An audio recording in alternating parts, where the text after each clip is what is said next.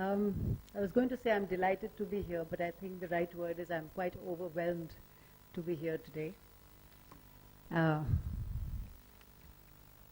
Primarily because I found myself very emotional in the morning when I was listening to the experiences of various people and the action that followed the experience. And I'm here today. So I would just like to humbly say that I'm here today as much a seeker as a sharer. And I've abandoned my abstract. I thought I'd speak on the work that I've been doing with a passion over the last few years, many years actually, in education. We just had a congress in January with 40 countries on revisiting education culture, looking at the culture of education with respect to human development. And our friend Amitava just spoke about culture, and I often deliberate on what really the word culture means. Does the word culture mean art, dance, music, literature?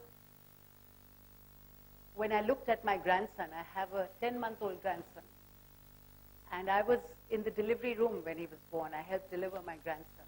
And when he was 15 minutes old, I looked into his eyes and he looked back at me very interestedly.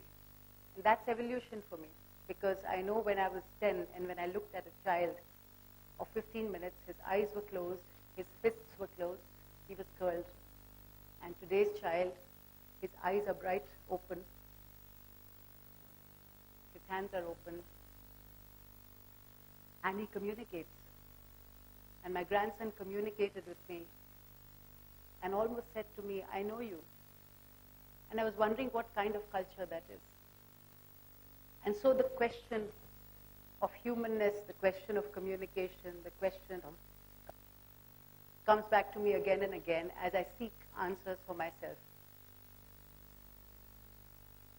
So today I thought I'll share with you what are the things that have touched me in my life and changed me and perhaps made me who I am today. In 1992, I had a small surgery. And on the day after the surgery, I was sitting on my bed alone, and I wanted to go to the toilet. So I got up in bed, and I had a shooting pain in the area of the surgery.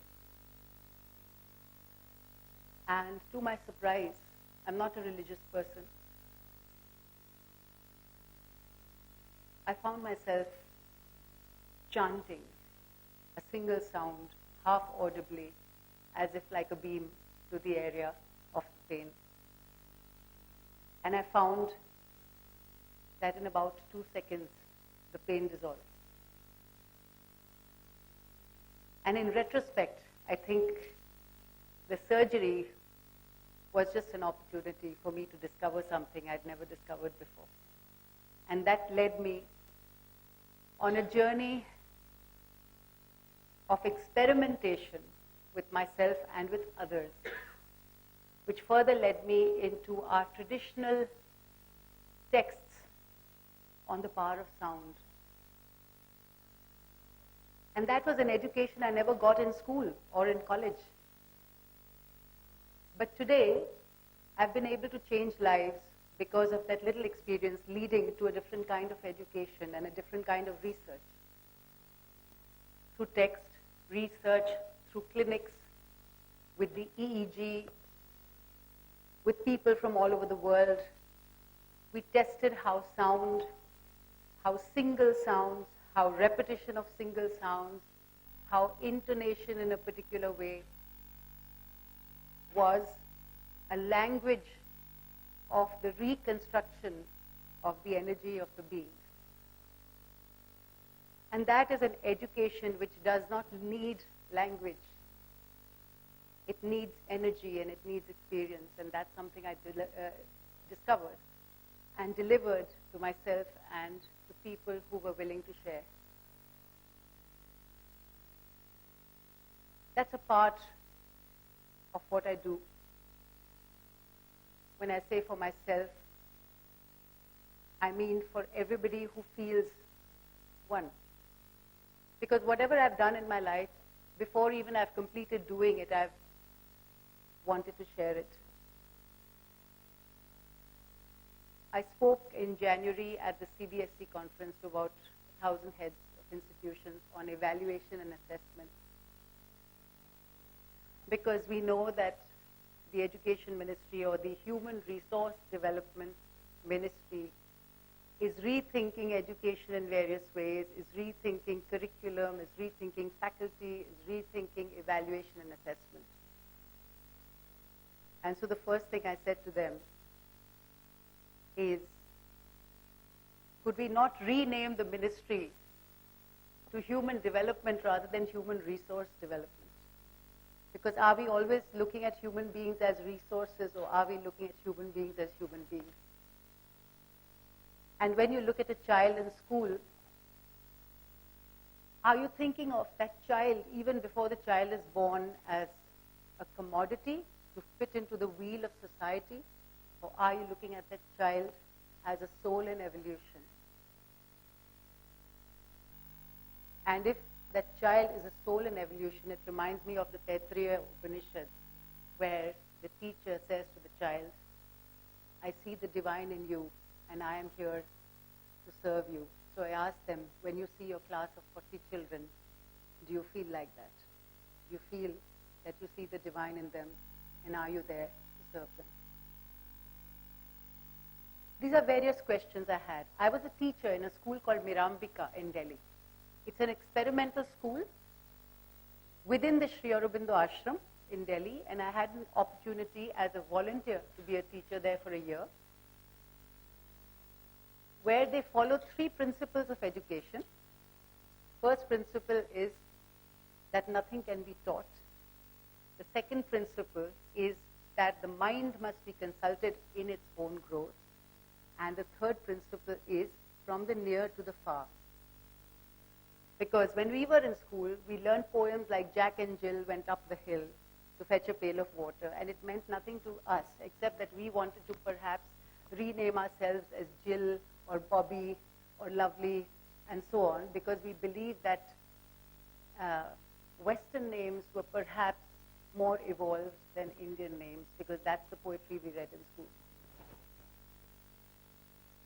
And certainly our education was not from the near to the far.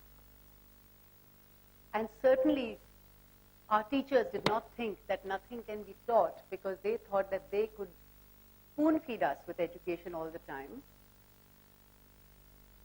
And we were never taught to learn from within, from silence. And the other thing that touched me and changed my life in '96 was 4 days before Christmas, when I sat in silence for 4 days, with a paper and a pen, but no words. And I allowed myself to chant whenever I felt like. And I kept a flame with me so that I could stare at the flame whenever I felt like. And those 4 days changed my life.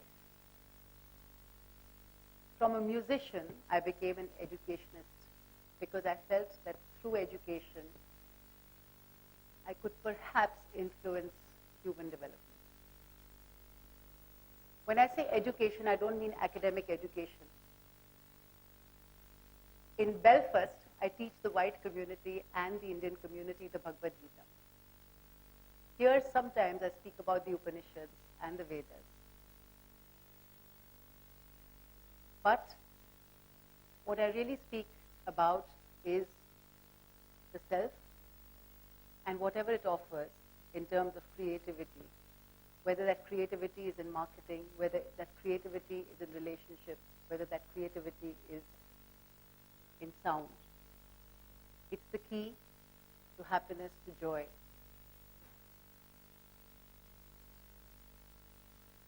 When we talk about evaluating ourselves, there's a saying in Buddhism, or there's a format, let's say there's a format in Buddhism which says that if you want to evaluate perfect development, what are the 4 things that would help you evaluate perfect development? And those 4 things are Karuna, Maitri, Mudita and Upeksha. So what is Karuna? Compassion. Maitri, friendliness. Mudita, sense of joy. And Upeksha, even-mindedness. And they say if you have these 4 things in you, what else do you need? And then I found something else. I have found that in our traditional texts, they say that there are only 4 powers in the universe. There are 4 Mahashaktis. And what are they? One Shakti is wideness and discerning wisdom. So there are certain people who are born with vision or wideness and discerning wisdom which can see into the future. There's another kind of power which is not wide but vertical. It's the power of surgical assault against untruth, against something that is disease, for the sake of quick change. There's a third kind of power which certain people have, which is the power of connecting dots, connecting rhythms, connecting relationships, for teamwork, for benefit. And there's a 4th power, which is the power of microscopic skill in works. And they call these 4 powers Maheshwari, Mahakali, Mahalakshmi and Mahasaraswati. But they were actually the 4 archetypes in human nature. And they say if anybody has all these 4 within herself or himself, they perhaps become a Bill Gates or somebody like that. So these were the learnings outside the academic system that somehow shaped my life.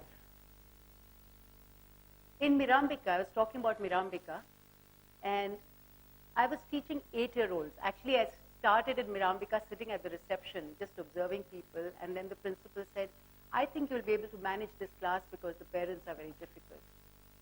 And I became friends with the parents on the first day, and we had a great time. But there was an experience. This school, Mirambika, has no closed doors.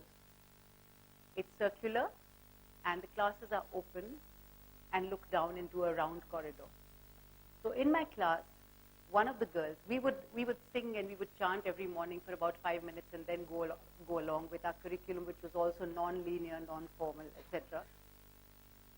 And one day, this 8-year-old came running to me and she said, Didi, this bird had died. I picked up the bird in my hand and I chanted to the bird, and the bird flew. Now this was an experience I remember because I never recall having told them that sound can heal. But it was an experience of the child within herself which made her feel that the chant could give life to a dead bird. So there's a language of teaching which goes beyond teaching. There's a language of communication which you do not have to spell out, which is felt from one heart to the other. These are some of my thoughts, which are not what I was going to share with you today. But these are thoughts from the heart, not from the mind. I perhaps have crossed my time, so I'm going to end just with a chant which inspires me. It means,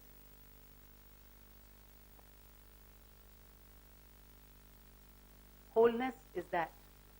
Wholeness is this. From wholeness, wholeness emerges.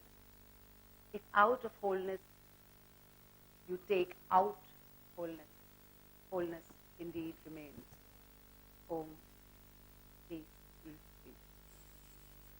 Om Purnamadaha Purnamidam Purnat Purnamudachyate Purnasya Purnamadaya Purnameva Vashishyate. Om Shanti, Shanti, Shanti.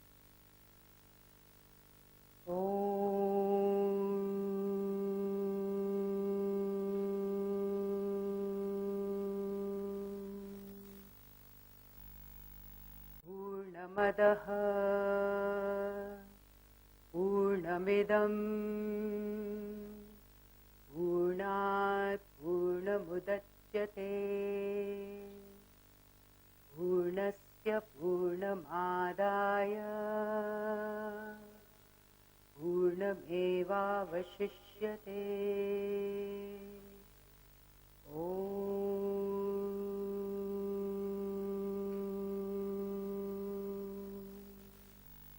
Shanti Shanti Shanti.